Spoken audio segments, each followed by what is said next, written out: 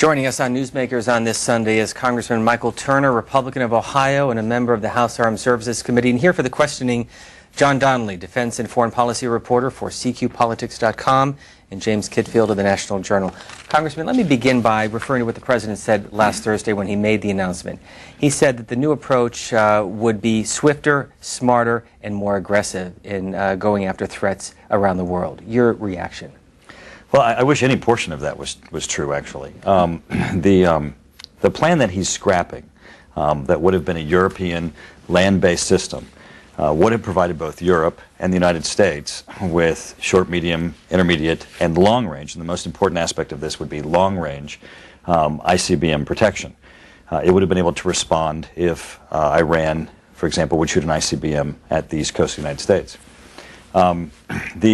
That system was scheduled to go online as early as 2013. That was the scheduled deployment time period. There was some concern as to whether or not that was the appropriate configuration, because there are other systems that are currently in play that, perhaps in a different configuration could have made a difference. And an independent assessment that our subcommittee just had presented to us earlier this year showed that this was the most cost-effective system. Of all the other systems that we have in play or in place, this would have been the most cost-effective. Now, the other aspect is time. Again, this system having been slated for availability as early as 2013, the White House in their own communication indicates that their plan, which is currently a really undefined plan as to what the systems that they'll put in place will be, won't even be available till 2020. So sitting here in 2009, having the President of the United States saying that he is going to choose a different plan that's available 2020 for a threat that I believe is absolutely imminent, and scrapped a plan that would have been available 2013, it certainly is very curious. So why the change? Why the change in policy? Well, I think the President has been toying with trying to send a signal to Russia that he wants to start a new relationship. There were the reports earlier in the year that he had sent a letter to Russia, perhaps even offering up scrapping this system in exchange for Russia coming to the table to assist in Iran's pursuit of its nuclear program. Now, there has been no indication that Russia has any indication of doing that. In fact, the indications have been in the opposite, as Russia has been asked to support sanctions or stand against Iranian continued march toward having a nuclear program or its advancement in missile program. Russia has not been a voice of deterrence or trying to hold back Iran's ambitions. So the President had signaled that perhaps he wanted to start a relationship with Russia, and placing that on the table would be helpful perhaps in START negotiations. Russia had expressly stated that they wanted the President to concede on this missile defense shield that would have been targeted for being based in Europe as part of the START negotiations. Having the President concede this before we enter into strategic negotiations of our nuclear weapon systems. The trouble with that is, historically, there has never been a point where concessions to the Russians in negotiations has ever resulted in any advancement of concessions on their part. So it's an odd strategy to take, but I think that's the only one that we're left with. We'll go to John Donnelly of CQ Politics. Okay, I want to ask you about the issue of the timeline on the missile defense system, because in fairness to the administration, they argue that they are deploying a system that will be able to intercept short and medium range Iranian missiles, which the current system wouldn't, and they'd be able to deploy that shorter range system sooner than under the previous plan, starting in 2011. So isn't it important to give them credit for getting something in the field sooner in response to what they say are the more pressing threats from Iran? Well, no, not necessarily, because if you look at their communication, they go on to say we're going to address short and medium by 2015, intermediate by 2018, and ICBMs by 2020. This system, available in 2013, would have taken care of medium, intermediate, and long range. For short range, we obviously have other systems, and short ranges are a different issue as to the fact of looking at European defense and, of course, intercontinental ballistic missiles and U.S. defense. So I wouldn't trade short for long range. I don't think I would ever say, well, congratulations, administration, you're going to achieve something by 2011, and in exchange for that, you're going to move protection of the United States from 2013 to 2020, which is on their own website their timeline that they've published. But hasn't Secretary Gates said that new intelligence suggests that Iran will not have a long-range capability by 2013, and that they have this short and medium capability now, so it's important to get something into the field to, protect our European allies from that, and then move towards the ICBM capability, as you said, in 2020. Well, no, I never suggested doing it in 2020, but that's a false choice. To say that we can't do two things at once would suggest that, if we have a threat that's growing, that responding to this means that we have to put at risk the continental United States, and I just don't believe that's the case. Now, how does that put us at risk then? Because the system that would have gone in place in Europe that the President has scrapped would have been available by 2013, and it would have provided ICBM protection to the continental United States from this European site. The President's own website description does not identify ICBM protection as being available as part of his plan until 2020. But Secretary Gates has said there's new intelligence that they won't have the ICBM capability for some number of years beyond 2013. Well, no one has the intelligence that he's supposedly citing. All the intelligence that we have, I'm the ranking member for the Strategic Forces Subcommittee on Armed Services. Everyone on Armed Services has access to the same information. Has indicated that their intercontinental capability is going to be 2015, meaning that the President's plan would arrive 5 years after Iran has reached ICBM capability. But the other issue is we're talking about 11 years for the President to say with Secretary Gates that I have new information and that they're 11 years away from an ICBM capability, when we all know, everyone who's sitting at home in their chairs watching television, who's watched CNN and Fox News and C-SPAN, that Iran has launched a satellite into orbit.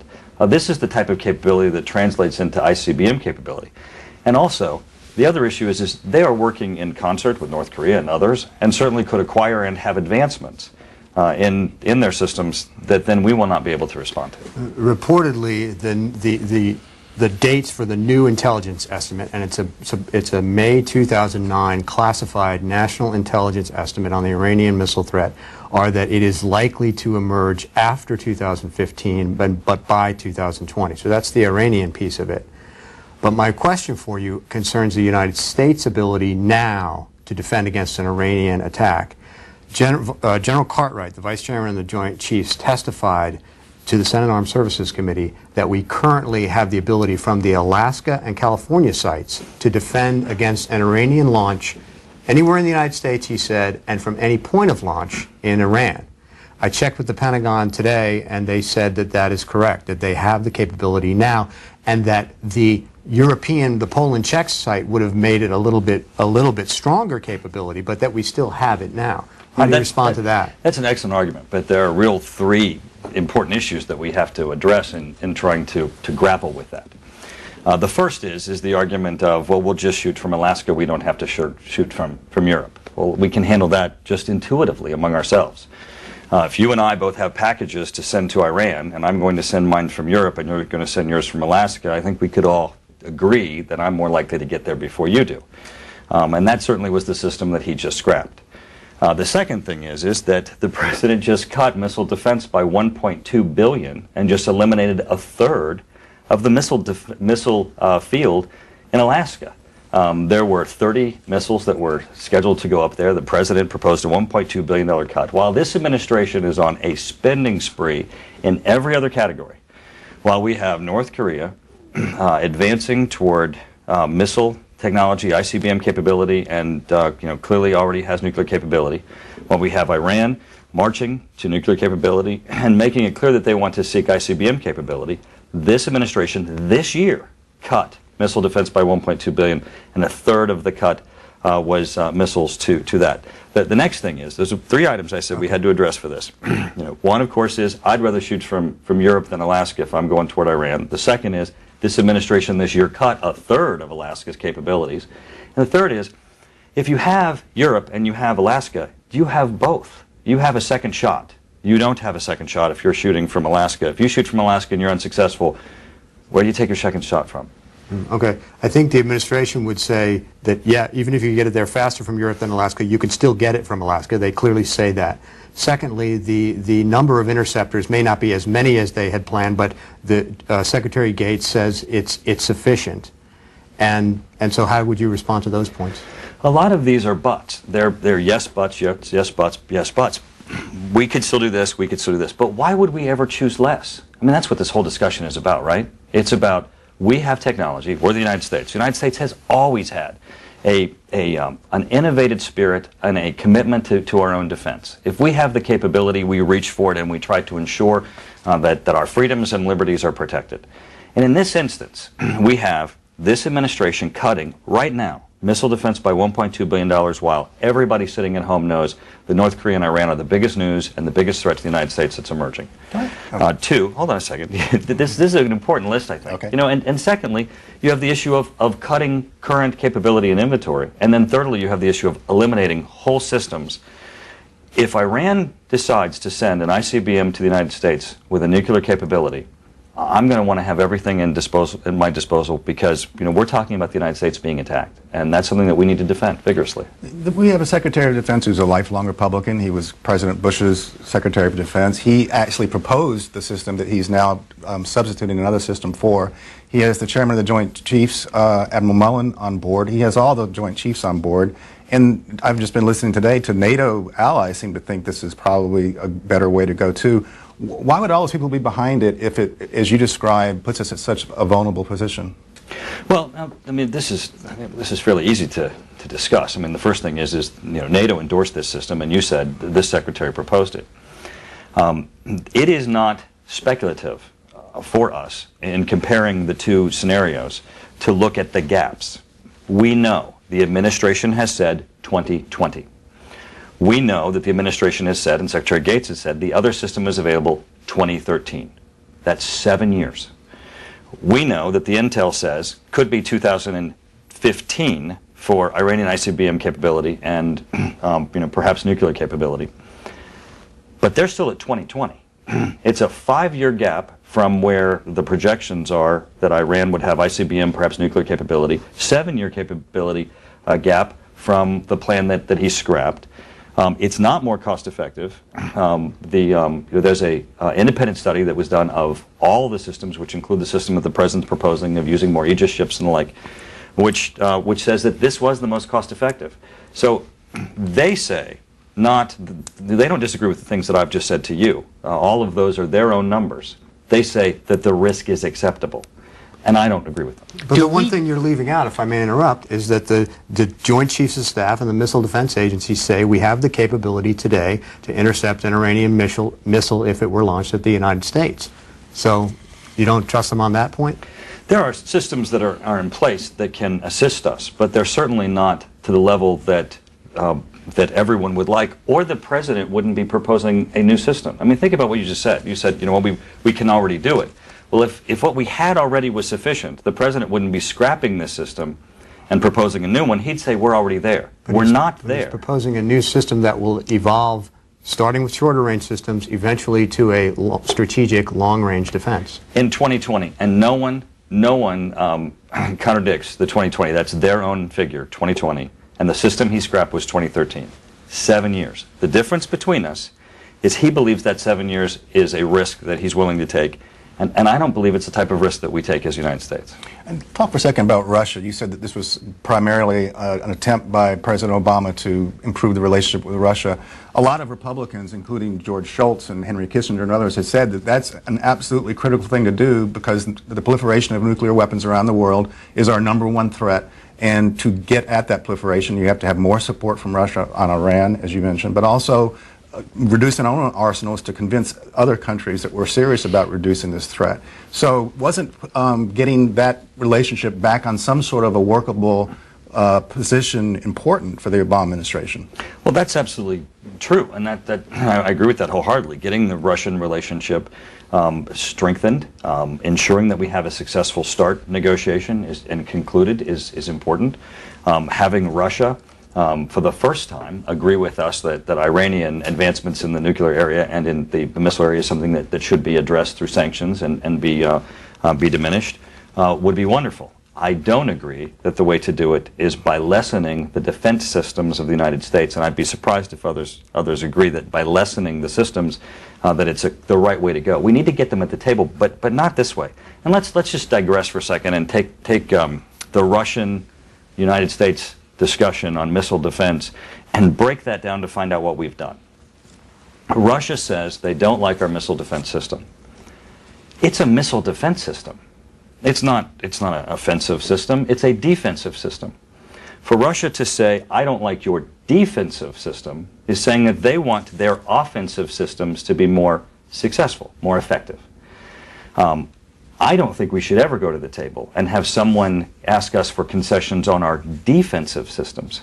In this instance, you can loosely translate what Russia is saying is I want you to put your missile defense shield down because I might want to bomb. Well, and because of that, that is an unreasonable request to begin with, and it's one we ought not put on. This system, as everyone knows, is absolutely useless against the Russian arsenal. It could overwhelm it easily. So you've given an excellent argument why we should not have been conceding to them. No. Why would they be asking? No, I'm not going to take the Russians' point of view, but it did drive them crazy to have the fact that we would have large interceptors that they said they feared would be, at some point, could be armed with nuclear warheads right next door where they had very little warning. I'm not saying that's the right Well, thing. they have 3,000 tactical nuclear weapons right there. I don't buy that they have, and here's the point that I think is the most important. I don't buy that they have a reasonable basis to be asking for a concession for us in a defensive system.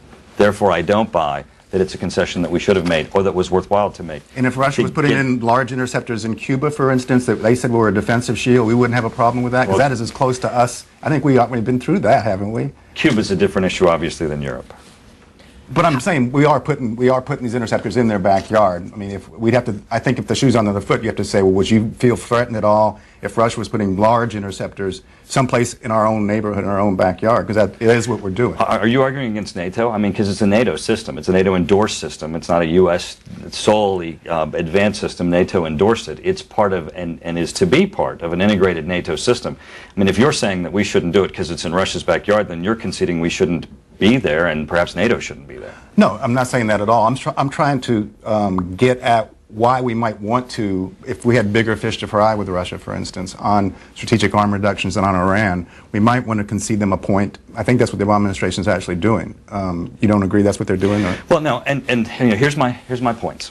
One, I don't believe that even if the goal is laudable for increased relationships with Russia and bringing them to the table in a way that's meaningful and that shows that we want to bring them to the table, I don't believe that defensive systems are the way to do it.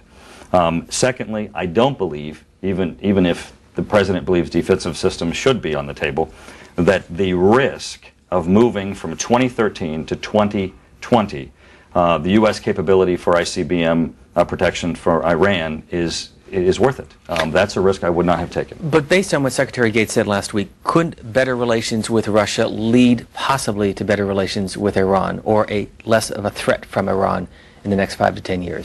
Well, that's an interesting point. And it's an interesting point because, one, Russia has not shown any interest in playing that role. They have not stepped forward at all and given us any indication that they either would be effective in reducing Iran's thirst for intercontinental ballistic missiles or missiles and its nuclear system, exactly, or that even if Russia was interested, that Iran would respond. Iran's not indicated that they would be dissuaded by Russian intervention. And here's the third thing that's important, though.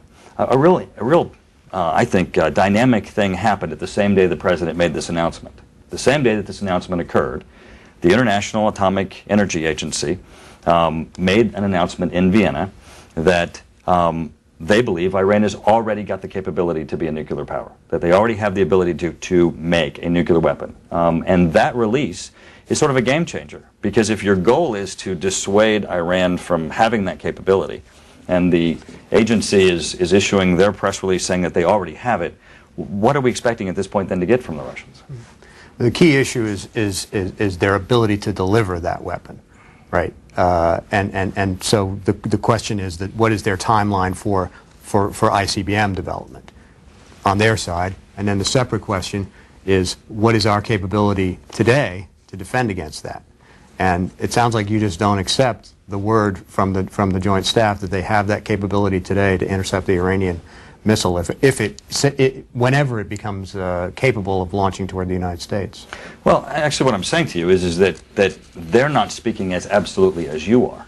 I mean, if they believed that they had everything that they need to counter an ICBM threat from Iran, the president wouldn't be proposing an alternative system to the one he scrapped. They'd say, we're already there. But they haven't said that. Now, there are capabilities that we have, but they're certainly not the type of capabilities that everyone wants to say we're done, including the president and the Joint Chiefs. They are proposing an alternative system. They're saying it'll be available 2020. The one they scrapped would have been available 2013. And the difference, I think, is an unacceptable time period. They're looking to improve the system they have in Alaska and California, but they've stated unequivocally in testimony and today to me in an email that they have the capability today to defend against an Iranian. Now, wait a minute. They are not trying to improve the capability they have in Alaska. They cut it by a third. No, there were 30 interceptors. To augment it with a European installation. The interceptors in Alaska, this administration, this year, cut missile defense by $1.2 billion. Nearly a third of the capability in Alaska that was slated to be in Alaska is going away. So for them to say to you, we can rely on Alaska, when they're diminishing its planned capability by a third. I mean, imagine where we were. We were where you had said that the Joint Chiefs are currently saying we have a capability that can currently respond. We were expanding Alaska's capabilities, and we were placing this capability in Europe. So we have 3 shots, if you will, plus we have the technology and innovation as it's progressing, and the time period. This is 2013. And what have they done? They've taken Alaska, diminished it by a third. They've taken Europe off the table until 2020, and they've said, but that's okay, we've got this, and we've got what will be left in Alaska, and that is not sufficient, I don't believe. Just so we get clear, and this is a very technical subject, the IAEA, as I read their release, said that they have the nuclear material possibly to make a bomb, not that they're weaponizing or have mastered the weaponization of that material. Our own CIA has said that Iran got out of that since 2003, unless I've missed some intelligence. I don't know. I have the AP Newsbreak. Nuke agency says Iran can make bomb. Not that just materials. Vienna, experts at the world's top atomic watchdog are in agreement that Tehran has the ability to make a nuclear bomb and is on the way to developing a missile system able to carry an atomic warhead, according to a secret report seen by the Associated Press. So, you know, we're all just going on what the Associated Press says, but they don't just say material, they say the ability to make a bomb.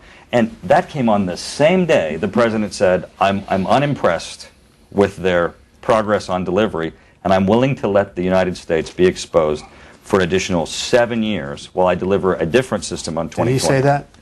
Well, I'm willing to let the United States be exposed? Is that a quote?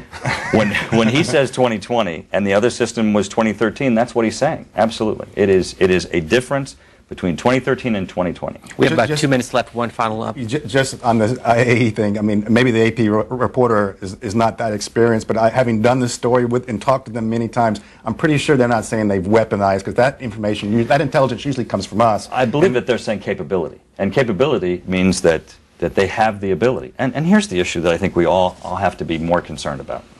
There are no absolutes in any of this. I mean, when you say 2015 and maybe by 2020 they'll have it, and do they have it weaponized or do they not have it weaponized? This is what we know.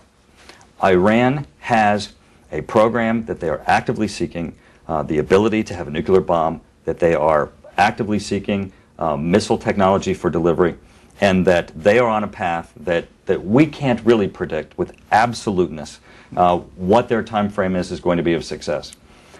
We do know that some in our intelligence believe it's going to be as early as 2015. We do know that the system that we would have deployed in Europe would have been available 2013, ahead of the earliest time period that our intelligence says they might have it, which they still could be 2015. We do know, straight from the White House's website, that the first time that the system that they're proposing would be available for ICBM capability, responding to an ICBM, is 2020. That's not up to for debate. Once again, you left out another thing we do know, which is that the Vice Chairman of the Joint Chiefs of Staff, in testimony to the Senate Armed Services Committee, said that the current system has the capability to intercept Iranian ICBMs. So it may not be the ideal system, but according to them, according to the Pentagon, it is a system that is capable today. Which, as I said in response, if they thought that was sufficient, if they thought that was all we needed in scrapping the European system, they wouldn't be proposing another. They're not saying we're there yet. Yes, we have capability, but even they believe in what the president is proposing. They need additional capability. I just disagree with them because I think the one they scrapped was the one we needed. How big of a threat is Iran to the U.S.? I think Iran is a great threat. I mean, you have a country that has repeatedly had instances where people are from their own military are seen chanting "Death to America." I tend to believe that when we have an adversary, that we should believe them. That we shouldn't just say, "Oh, that's for show. They don't really mean this." If that's what they're saying, and we know that they're seeking this weapon system, they're seeking missile systems, we need to defend ourselves. That's what America has always done best, and I think we need to do it now. I don't think there's any argument, and there's no argument here, I'm sure, that Iran represents a threat. The question is, there's a lot of zero-sum game in this. There's only so much money to go around. You can't do everything, and they've made a choice. I take your point. There's some people are going to be uneasy about this, but apparently the Joint Chiefs are comfortable with it. Well, this is an administration that apparently thinks we should spend overwhelmingly in all areas but the military. To cut at this time missile defense by $1.2 billion and then to go in and to cut this European system, I believe is irresponsible, especially when this administration continues to propose new spending but looks for savings at something that puts our country at risk. I just don't think it's right. Congressman Michael Turner, Republican of Ohio, member of the House Armed Services Committee, thanks for being with us. Thank you.